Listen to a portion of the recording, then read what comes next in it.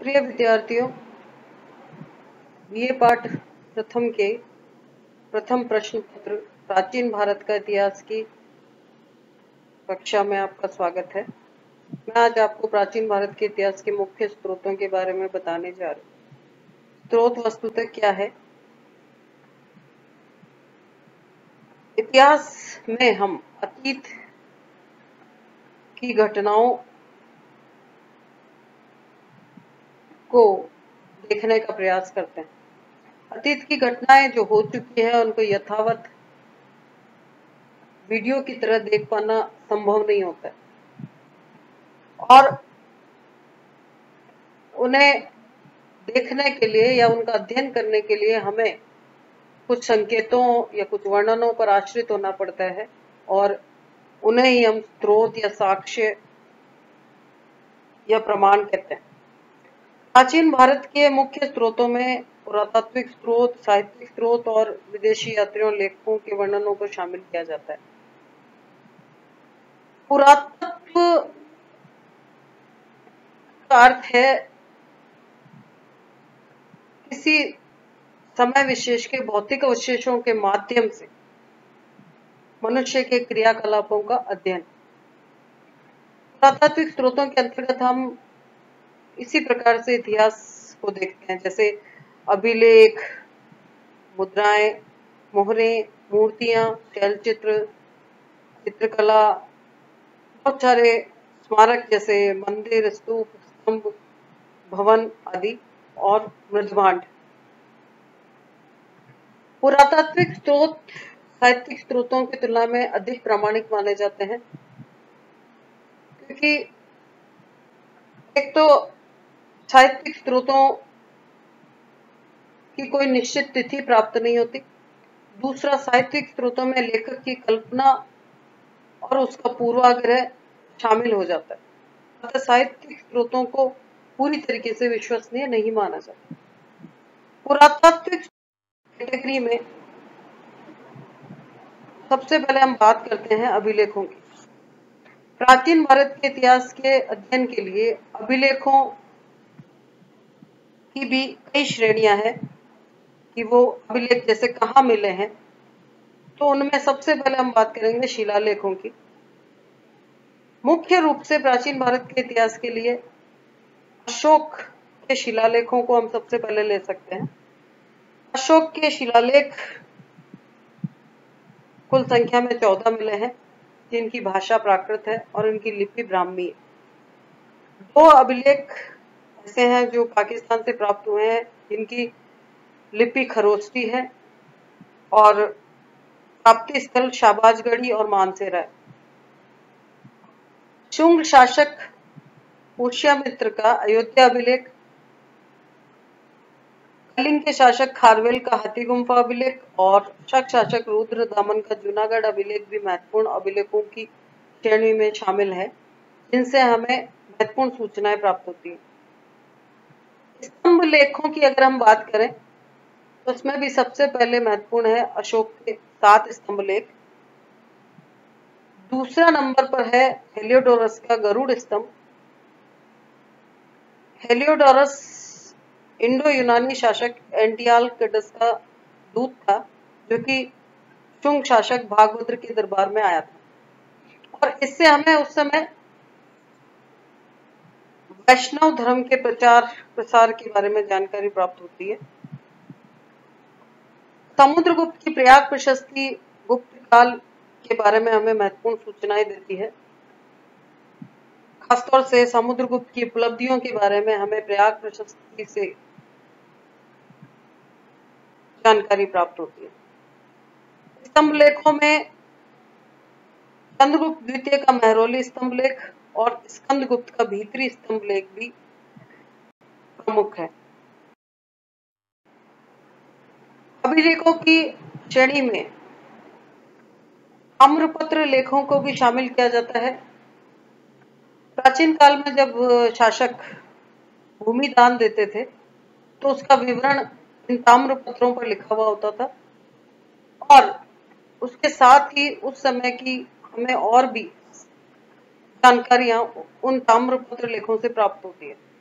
विशेष रूप से ताम्रपत्र लेख गुप्त काल के इतिहास निर्माण में बड़ी भूमिका निभाते हैं।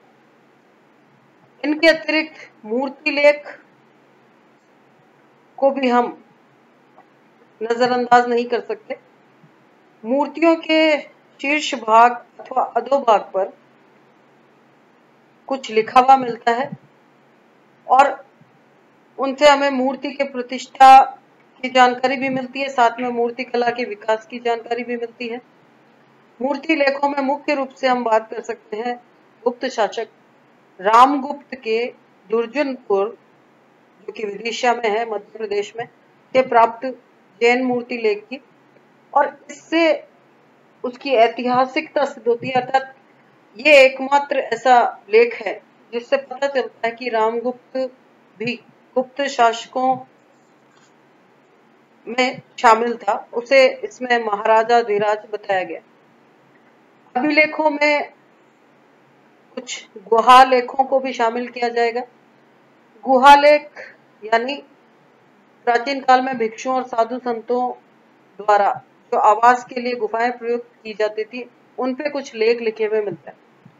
जैसे अशोक के समय बराबर गुहा लेख, जो कि बिहार में है, उससे हमें आजीविक संप्रदाय के भिक्षुओं को अशोक ने जो दान दिया था उसकी सूचना प्राप्त होती है। इसके अलावा बिहार का ही नागार्जुनी गुहालेख है, जिससे हमें अशोक के पुत्र दशरथ के बारे में जानकारी मिलती है। और गुहालेखों में सातवाहन शासकों के नासिक और नानाघाट के गुहालेख भी महत्वपूर्ण है।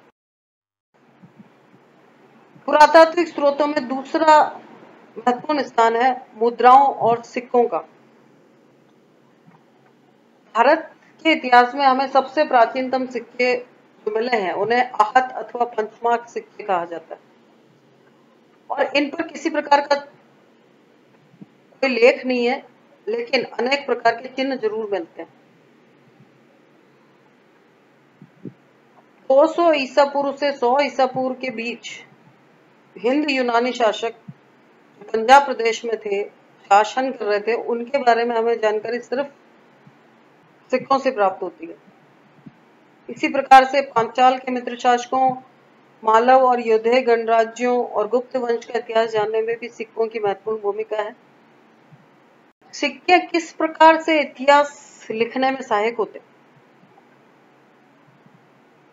जैसे यदि सिक्के किसी एक जगह पर बहुत बड़ी संख्या में मिलते हैं तो इससे अनुमान लगाया जा सकता है कि सिक्कों का प्राप्ति स्थान उस राजा के अधीन था या उस राजा के राज्य का भाग था। सिक्कों पर यदि किसी राजा का नाम, विरुद्ध तिथि, राज चिन्ह अथवा धर्म चिन्ह मिलता है तो उसके राजा के वंश के बारे में, उसके शासनकाल के बारे में, उसके धार्मिक और राजनीतिक विचार के बारे में जाना जा सकता है। सिक्कों पर कुछ चित्र अंकित हैं, जैसे विशेष घटनाओं का पता चलता है। जैसे समुद्रगुप्त की अश्वमेध पराक्रम की लिखी हुई कोई मुद्राएं हैं तो पता चलता है कि उसने अश्वमेध यज्ञ किया था।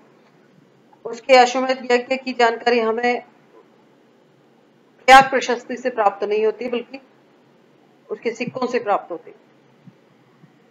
सिक्कों से हमें राज्य की आर्थिक स्थिति का भी पता लगा सकते हैं। सोने के सिक्कों में जैसे मिलावट ज्यादा होने लगी तो पता चला कि राज्य की अर्थव्यवस्था में गिरावट आ रही थी। और खासतौर से गुप्त काल में स्कंदगुप्त के स्वर्ण सिक्कों में मिलावट से गुप्त काल की गिरती हुई आर्थिक स्थिति का पता चलता है। शक शासकों की मुद्राओं पर शासक के साथ युवराज का नाम भी मिलता है, जिससे पता चलता है कि वो किस प्रकार से उत्तराधिकारी को निश्चित करते थे। पुरातात्विक स्रोतों में तीसरा महत्वपूर्ण स्रोत है मोहरे। मोहरों की जब हम बात करते हैं तो प्राचीन भारत के इतिहास में मोहरें हमें मिट्टी और धातु दोनों की बनी हुई मिलती है। सबसे ज्यादा संख्या में अलग अलग स्थानों से हमें सिंधु घाटी सभ्यता की हजारों मोहरें प्राप्त हुई है। इन मोहरों का प्रयोग पत्र या पार्सल पर छाप लगाने के लिए किया जाता था। इन मोहरों पर किसी न किसी पशु की आकृति और उनकी लिपि में लेख मिलते हैं। सबसे प्रभावशाली मोहर पशुपति मोहर है, जिसे भारतीय परंपरा में शिव का पहला प्रमाण माना गया है। प्राचीन भारत के इतिहास में बसाड़ या प्राचीन वैशाली में 274 मिट्टी की मोहरें मिली हैं, जिनसे एक श्रेणी की जानकारी मिलती है।